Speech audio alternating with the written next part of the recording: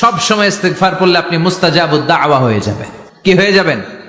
মানে দোয়া করলেই কবুল করবে কে? আল্লাহ। মুস্তাজাবুদ দাওয়া, এই টার্মিনোলজি, এই পরিভাষাটা কি আজকে প্রথম শুনলেন? জি জি জি। খেয়াল রাখবেন, মুস্তাজাবুদ দাওয়া মানে এমন ব্যক্তি, যেই ব্যক্তি দোয়া করতে দেরি কিন্তু দোয়া কবুল হতে দেরি হয়। হাত তুলে দোয়া করতে দেরি, মুহূর্তেই দোয়া কবুল করে নেয় কে? আল্লাহ। আপনি যদি সব সময় ইস্তেগফারের আমলটা করেন, আপনারা মুস্তাজাবুদ দাওয়া বানিয়ে ফেলবে কে? আল্লাহ। আপনারা ইমাম আহমদ ইবনে হাম্বলের নাম শুনেছেন? আমাদের ইসলামে 4টা মাযহাবের প্র্যাকটিস আছে, অনুশীলন। হানাফি, শাফিঈ, মালিকি, 4 নাম্বারটা কথা কন। আরো অনেক মাযহাব আছে, কিন্তু এই 4টা মাযহাব বেশি প্রসিদ্ধ। গোটা বিশ্বের মানুষগুলো কোরআন সুন্নাহর আলোকে যে আমলগুলো করে, এটা 4টা মাযহাবের রেফারেন্সের সাথে কোনো না কোনো ভাবে মিলে যায়। এটার প্রথমটা হচ্ছে হানাফি, দ্বিতীয়টা শাফিঈ, তৃতীয়টা 4 নাম্বারটা সবাই বলেন কি নাম? হাম্বলি। ইমাম আহমদ ইবনে হাম্বল এই মাযহাবের ধারক, বাহক, প্রতিষ্ঠাতা। তিনি ছিলেন জগৎ বিখ্যাত মুহাদ্দিস, ওনার পুরো জীবনটা উনি হাদিস সংগ্রহের কাজে ব্যয় করেছেন, এবং একক স্বতন্ত্র হাদিসের গ্রন্থ হিসেবে পৃথিবীর সবচাইতে বড় যে হাদিসের কিতাব, ওইটার নাম হচ্ছে মুসনাদে আহমদ ইবনে হাম্বল। যারা আলেম ওলামা আছেন জানেন না? মুসনাদে আহমদ ইবনে হাম্বল, এটার মধ্যে প্রায় 40,000 হাদিসের কম্পাইলেশন আছে। সুবহানাল্লাহ, বাড়িতে গিয়ে বললেন এত বিশাল হাদিসের গ্রন্থের রচয়িতা। ওনার শেষ জীবনে উনি হাদিস সংগ্রহের জন্য সফর করতেন। শীতের এক রাতে তিনি সফরে বেরিয়েছেন। এক মসজিদে মাগরিব আর এশার সালাত পড়ে তিনি ভাবলেন ফজরের সালাতে এই মসজিদে পড়ে সকালবেলা বেরোবো, যেহেতু বাইরে শীত, কই আর যাব। ব্যাগ থেকে কাঁথা বের করে হাদিস পড়তে শুরু করেছেন, আর ভাবলেন হাদিস পড়তে পড়তেই রাতটা কাটিয়ে দিব। কিন্তু মসজিদের দারোয়ান এসে বলে, মুরব্বী, মসজিদে তো থাকা যাবে না, আপনি বেরোন। আহমদ ইবনে হাম্বল অনুনয় বিনয় করলেন যে তোর কাছে হাত জোর করে ক্ষমা চাই বাবা, এই শীতের রাতে আমারে বের করে দিস না, আমি রাতটা মসজিদে কাটাতে চাই। আমি ফজরের নামাজেরও মুসল্লি এই মসজিদের, আমি ফজর পরে তারপরে যাব। দারোয়ান সে না ছোট বান্দা, সে বলে না, মসজিদে থাকতে পারবেন না, বেরোন, না বেরোলে গাঠটি সহ ঘাট ধাক্কা দিয়ে বের করে দেব। চিনতে পারে নাই যেটা মুহাদ্দিস উদ্দাহার, এ যুগের সর্বশ্রেষ্ঠ মুহাদ্দিস ইমাম আহমদ ইবনে হাম্বল। এখন উনি আর কি করবেন, কিছু করতে না পেরে ব্যাগ নিয়ে বের হয়ে গেলেন। প্রচন্ড শীতের রাতে, কনকনে শীতে তিনি কাঁপছেন। হাঁটতে হাঁটতে, চলতে চলতে হঠাৎ দেখলেন একটা বাজার। ওই বাজারে এক খাব্বাজ, রুটির দোকানদার, শাবুন খাব্বাজ, যুবক রুটি বানাচ্ছে। যে সালাম দিলেন, আসসালামু আলাইকুম। বাবা, শীতের রাতে বিপদে পড়েছে, যাওয়ার জায়গা নেই। তোমার যে চুলাতে তুমি রুটি বানাও, এই চুলার পাশে বসে যদি সারা রাত আমি কাটিয়ে দেই আর চুলা থেকে আগুন পোয়াই, তোমার কি কোনো ক্ষতি হবে? যুবক বলেন, না না, কোনো ক্ষতি হবে না। আহলান ওয়া সাহলান, আমার হাবান বিক, খোশ আমদেদ, এটা তো খোশ নসিব আমার। আপনি আগুন পোহালে আমার সমস্যা কি, আসেন। ইমাম আহমদ ইবনে হাম্বল যুবককে শুকরিয়া জানিয়ে, আল্লাহর শুকরিয়া করে চুলার পাশে বসে আবার হাদিস পড়তে লাগলেন। কিন্তু তিনি লক্ষ্য করলেন যে যুবকটা একটু পর পর আওয়াজ করে পড়ে আস্তাগফিরুল্লাহ। কি পড়ে? আটা দিয়ে রুটি বানায়, পড়ে আস্তাগফিরুল্লাহ। রুটির খামির বানায়, পড়ে আস্তাগফিরুল্লাহ। খামিরগুলো দলা বেঁধে গোল গোল করে সাজিয়ে রাখে, আর কি পড়ে? বেলুন দিয়ে এগুলোর বলে চুলার ভিতরে ঢুকায় দেয়, আর কি পড়ে? কেউ রুটি কিনতে আসলে তার হাতে রুটি তুলে দেয়, আর কি পড়ে? টাকা দিলে টাকা নিয়ে ক্যাশ বক্সে রেখে দিয়ে কি পড়ে? শুধু পড়ছে আস্তাগফিরুল্লাহ, আস্তাগফিরুল্লাহ। ইমাম আহমদ ইবনে হাম্বল তো অবাক, ঘটনা কি, এই যুবকের হলোটা কি? শুধু আস্তাগফিরুল্লাহ। তিনি হাদিসের কিতাবটা বন্ধ করে যুবককে জিজ্ঞেস করলেন, বাবা, আসার পর থেকেই দেখছি তুমি শুধুই পড়ছো আস্তাগফিরুল্লাহ, আস্তাগফিরুল্লাহ, আস্তাগফিরুল্লাহ, ঘটনাটা কি? কেন এত তুমি ইস্তেগফার পড়ো? যুবক বলল, এটা আমার একটা চিরাচরিত আমল, সব সময় আমি এই আমলটা করি। আমি সব সময় ইস্তেগফারের সাথে আঠার মতো লেগে থাকি, আর সব সময় ইস্তেগফার পড়ার কারণে আল্লাহ তাআলা আমাকে মুস্তাজাবুদ দাওয়া বানিয়ে দিয়েছে। মানে আমি দোয়া করলেই দোয়া কবুল হয়ে যায়।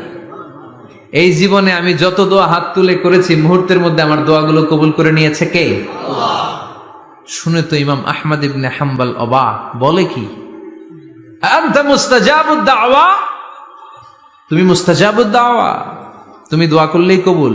না, আনা মুস্তাজাবুদ দাওয়া, হ্যাঁ আমি দোয়া করলেই কবুল হয়ে যায়। তুমি জীবনে যা দোয়া করেছো সব পেয়েছো? হ্যাঁ আমি জীবনে যা দোয়া করেছি আমি সব পেয়েছি, সব দোয়া কবুল হয়েছে আমার জীবনে, শুধু একটা দোয়া ছাড়া। ইমাম আহমদ ইবনে হাম্বলের কৌতূহল আরো বেড়ে গেল। সব দোয়া তোমার কবুল হয়েছে, একটা দোয়া কবুল হয় নাই, সেটা আবার কি? যুবক বলতে আরম্ভ করলো, আমার যে দোয়াটা কবুল হয় নাই সেটা হচ্ছে আমি আল্লাহর কাছে অনেকবার দোয়া করেছি, আল্লাহ শুনেছি এই জামানার সবচেয়ে বড় মুহাদ্দিস, তার নাম নাকি ইমাম আহমদ ইবনে হাম্বল। আল্লাহ তোমার কাছে আমার আকুতি, তোমার কাছে আমার মিনতি, আমি যেন এত বড় মুহাদ্দিসের হাতে হাত রেখে মুসাফা করতে পারি আর তার কপালে একটা চুমু দিতে পারি। আমার এই দোয়াটা আজও কবুল হয় নাই। আজও আল্লাহ তাআলা এই দোয়াটা কেন যে কবুল করেন আমি জানি না। একথা শুনে ইমাম আহমদ ইবনে হাম্বল আবেগপ্রবণ হয়ে গেলেন, আর নিজেকে ধরে রাখতে পারলেন না, চোখের পানি ছেড়ে দিলেন আর বললেন, ইয়া শাব, হে যুবক, আহমদ ইবনে হাম্বলের সাথে দেখা করার জন্য তোমার আহমদ ইবনে হাম্বলের দরবারে যাওয়ার দরকার নাই, তোমার এই দোয়াটাও আল্লাহ কবুল করে নিয়েছে। আহমদ ইবনে হাম্বল দেখা দেওয়ার জন্য তোমার দরবারে ছুটে এসেছে। আনা আহমদ ইবনে হাম্বল মুহাদ্দিসুদ দাহর, আমি হচ্ছে আহমদ ইবনে হাম্বল। যুবক নিজেকে ধরে রাখতে পারে না, চোখের পানি ছেড়ে দিয়ে ওই যুগের সবচাইতে বড় মুহাদ্দিসকে জড়িয়ে ধরে হাতের মধ্যে হাত রেখে মুসাফা করে আহমদ ইবনে হাম্বলের কপালে চুমুকে দেয়, আর আহমদ ইবনে হাম্বলের কাছে দোয়া চেয়ে বলল, ও ইমাম, রব্বুল আলামিন আমার জীবনের কোন দোয়া আজকে আর বাকি রেখে দেন নাই, এই যে দোয়াটা বাকি ছিল এই দোয়াটাও আল্লাহ কবুল করে নিয়েছে, এই দোয়াটাও কবুল, মুস্তাজাবুদ দাওয়া। আপনি সবসময় যদি ইস্তিগফারের সাথে আঠার মতো লেগে থাকতে পারেন, আপনি দোয়া করা মাত্র দোয়া কবুল করে নেবে কে? এজন্য সব সময় অবসরে বসে আছেন, বাস স্টেশনে বসে আছেন, সিএনজিতে চড়ে এক জায়গা থেকে আরেক জায়গায় যাচ্ছেন, বিছানায় শুয়ে আছেন, পড়বেন আস্তাগফিরুল্লাহ। কি পড়বেন? প্রাণ খুলে মন থেকে আওয়াজ করে সবাই পড়েন আস্তাগফিরুল্লাহ, আবারও পড়েন আস্তাগফিরুল্লাহ, চিল্লায় পড়েন আস্তাগফিরুল্লাহ। বিশ্বনবী ইস্তিগফারের অনেকগুলো আলফাজ শিখিয়েছেন, সবচেয়ে সহজ যেটা শিখিয়েছেন সেটার নাম হলো আস্তাগফিরুল্লাহ। বিশ্বনবী জামাতে সালাত শেষে সালাম ফিরিয়ে আওয়াজ করে পড়তেন আল্লাহু আকবার, তারপরে 3 বার পড়তেন আস্তাগফিরুল্লাহ, আস্তাগফিরুল্লাহ, আস্তাগফিরুল্লাহ। পড়ার দরকার আছে না নাই? পড়তে রাজি আছেন তো? সালাম ফেরানোর পরে কি পড়বেন? নাকি দোয়া করার জন্য পাগল হয়ে যাবেন? আল্লাহুম্মা আমিন ইয়া আরহামার রাহিমিন, আছে না নাই? পাগল হয়ে যায় দোয়া করার জন্য, কিন্তু তাসবিহগুলো পড়তে চায় না। বিশ্বনবী লম্বা তাসবিহ পড়তেন, সালাম ফেরানোর পরেই আস্তাগফিরুল্লাহ। পড়তে রাজি আছেন?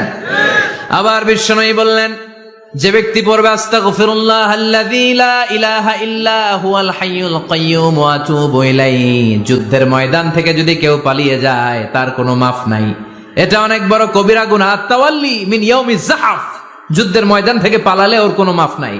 বিশ্বনবী বলেন, যুদ্ধের ময়দান থেকে পালিয়ে এসেছে কোন মুসলিম সৈনিক, সেও যদি এই আস্তাগফিরুল্লাহ আল্লাযী লা ইলাহা ইল্লা হুয়াল হাইয়ুল কাইয়্যুম ওয়া আতুবু ইলাইহি মন থেকে পড়ে, তার জীবনের গুনাহ আল্লাহ মাফ করে দিবে।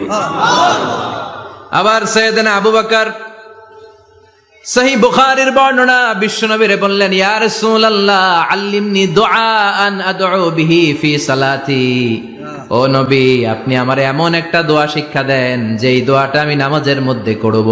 বিশ্বনবী বললেন, তুমি নামাজের মধ্যে পড়ো, আল্লাহুম্মা ইন্নী যালামতু নাফসি যুলমান কাসীরা ওয়া লা ইয়াগফিরুয যুনুবা ইল্লা আনতা ফাগফিরলি মাগফিরাতাম মিন ইনদিকা ইন্নাকা আনতাল গফুরুর রহিম। সুবহানাল্লাহ।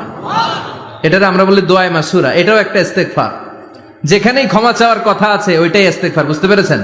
আল্লাহুম্মা ইন্নী যালামতু নাফসি, ও আল্লাহ অনেক জুলুম করেছি, যুলমান কাসীরা, জুলুমের শেষ নাই, ওয়া লা ইয়াগফিরুয যুনুবা ইল্লা আনতা, আপনি ছাড়া এই জুলুম আর পাপ ক্ষমা করার কেউ নাই, ফাগফিরলি মাগফিরাতাম মিন ইনদিক, নিজ গুণে আমার গুনাহ ক্ষমা করে দেন, ওয়া লা ইয়াগফিরুয যুনুবা ইল্লা আনতা, আপনি ছাড়া গুনাহ ক্ষমা করার দ্বিতীয় কেউ নাই। আমাদের পাপ ক্ষমা করার আর কোন সত্তা আছে? চিল্লায় বলেন। আবার বিশ্বনবী বললেন, যত ইস্তিগফার আছে সব ইস্তিগফারের সেরা সর্বশ্রেষ্ঠ ইস্তিগফারের নাম সাইয়্যিদুল ইস্তিগফার। কি নাম?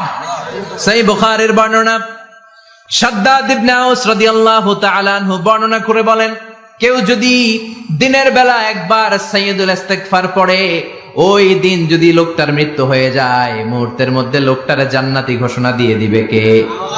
রাত্রি বেলা যদি কেউ সাইয়্যিদুল ইস্তিগফার একবার পড়ে, ওই রাতে ইন্তেকাল হলে তার জীবনের সব গুনাহ মাফ করে দিয়ে ওই লোকটারেও জান্নাতি করে দিবে কে? দিনে যদি সাইয়্যিদুল ইস্তিগফার একবার পড়েন, ওই দিনে ইন্তেকাল করলে আপনি জান্নাতি। রাতে যদি সাইয়্যিদুল ইস্তিগফার কেউ পড়েন, ওই রাতে ইন্তেকাল হলে আপনি জান্নাতি। এটা সহিহ বুখারীর বর্ণনা। সব ইস্তিগফারের রাজা, শ্রেষ্ঠ ইস্তিগফার মুখস্থ আছে না?